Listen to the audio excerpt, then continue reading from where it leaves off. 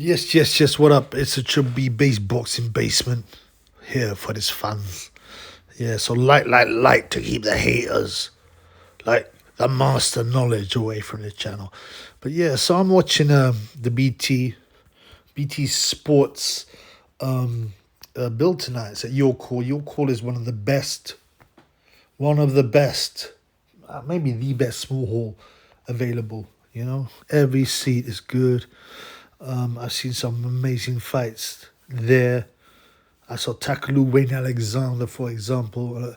I seen Colin Sweetie McMillan vs Paul Ingle.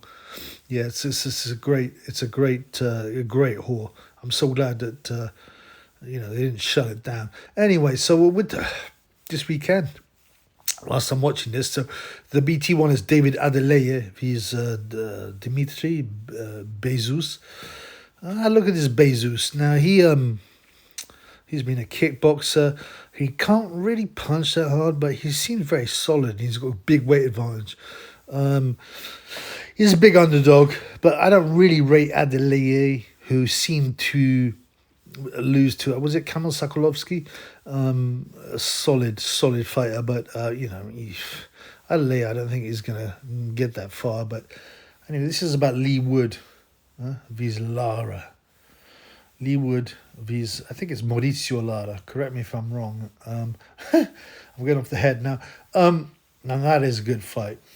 That is a super fight. It's in Nottingham. Yeah. I've been to that arena. Yeah, to watch Leigh Wood beat Michael Conlan. The super atmosphere there. I would like to be there, but instead I stayed in my mother's basement. Anyway, this fight is exciting. This fight is exciting.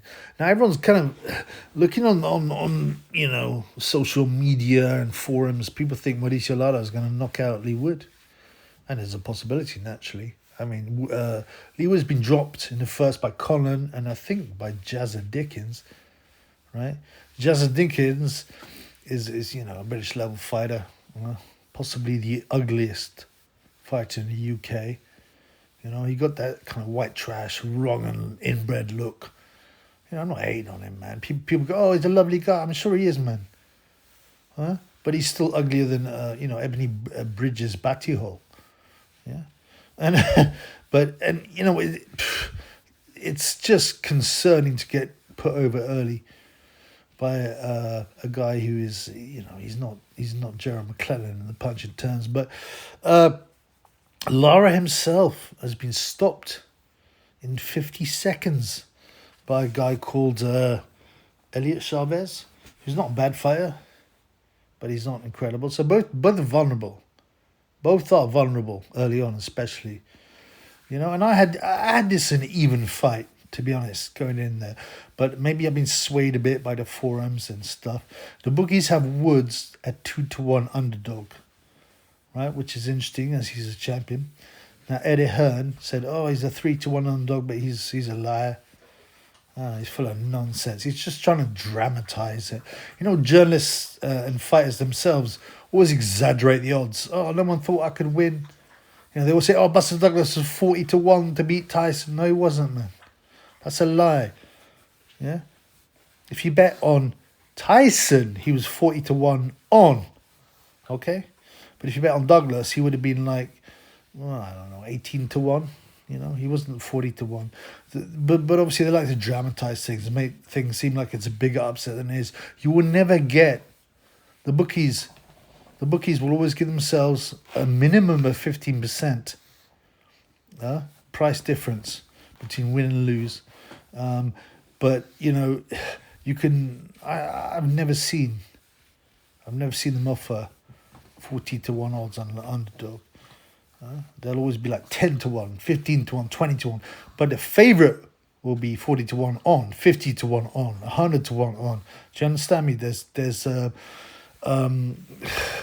a massive difference between the price they're offering the favorite and the price they're offering the underdog. Or for example, Joe Kazagi. I love Joe Kazagi. Joe Kazagi was a very skilled fighter. I think he underperformed because of his hands and he didn't like to fly. But you know, he once said there's not a single person who gave me a chance against Jeff Lacey. You know, and that's nonsense, man. It was evens he got on Joe Calzaghe. I know because I bet on it. You feel me? But anyway, this is not about betting odds. This is about the Leigh Wood Mauricio Lara fight. Yeah? And I was confident this was a 50-50 fight. Now, I mean, I watched Lara hit the pads, smash the pads. Okay, and everyone's seen that, and it's very impressive. And you compare it to Leigh Wood, right? That Lara made some noise when he's hitting the pads, and you compare it to Wood. Wood did not hit the pads on the press workout, but there's other footage of him. But Ty Booth, you know, Ty Booth of TFL said Wood is the hardest puncher pound for pound that he's known, that he's sparred with, that he's seen in real life. So that's worth listening to. And also, you know, the pads are different. If you've got a new set of pads with canvas and you get the guy holding the pads who smashes the pads against the fists, it can make a massive noise. If you've got old pads that have been beaten down, made of leather, they make less noise. So you got to bear that in mind. Having said that, man, I mean, Mauricio Lara looked really impressive hitting the pads. And obviously he's beaten up Warrington until Warrington got his head in the mix. And you know what? I really used to like Leigh.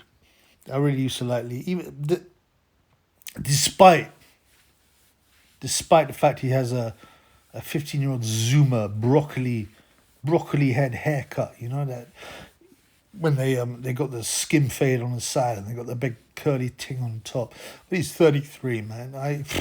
You know, it's like blood clot, man. You look like a meet me at McDonald's teenager. You feel me? But I want some money on him. He's what's the Chinese guy, Kanzu, something like that. So I didn't think Zhu was that good. And Wood looked very good that night, man. There was shades of Nazim, right?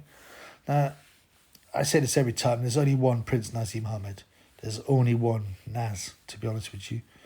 Other people have tried. Ryan Rhodes, his pal, he looked like a podgy, balding, white version of Naz. But he just didn't have it, man. He was too slow. He was not accurate. He didn't have the same reflexes, you know.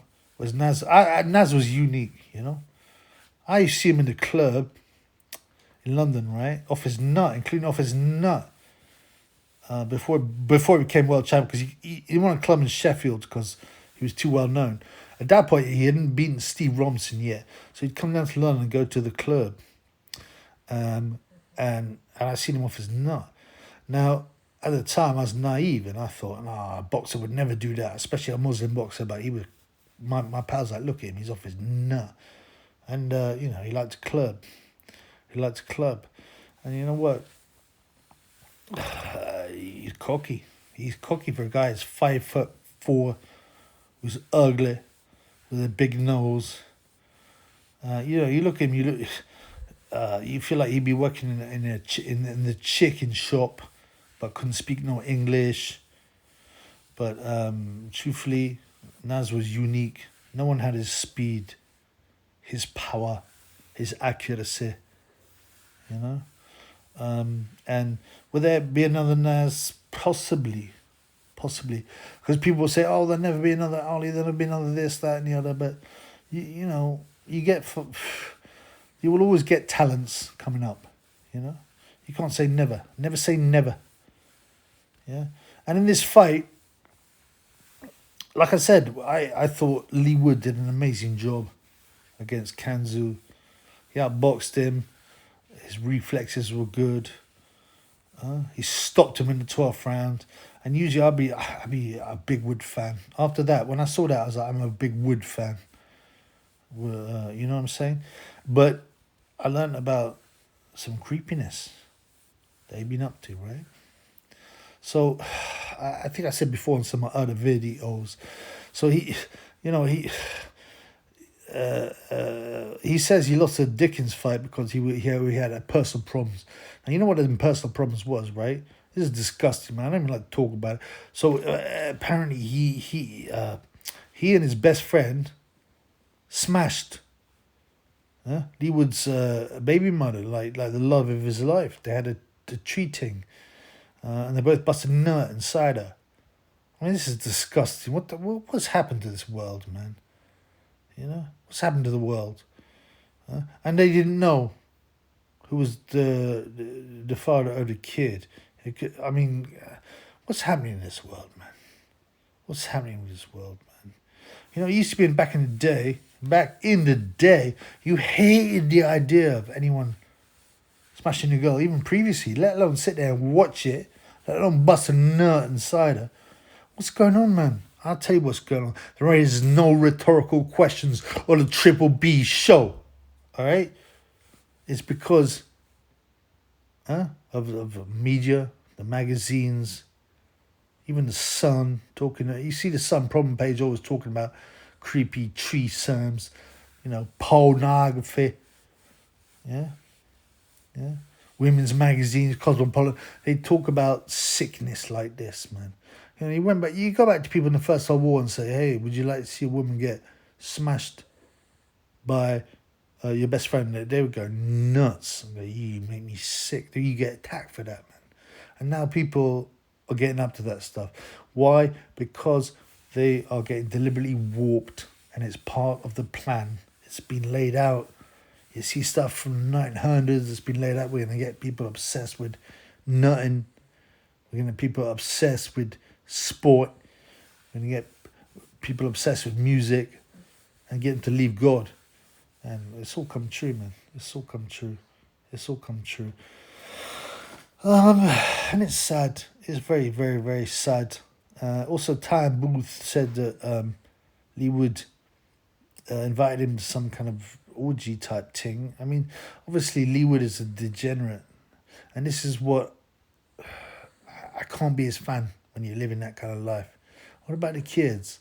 Well, they're gonna find this out, right? You know the recently. So there's that rugby player, and he was caught rimming some woman outside of Greg's. Yeah, outside of Greg's, and the footage is everywhere.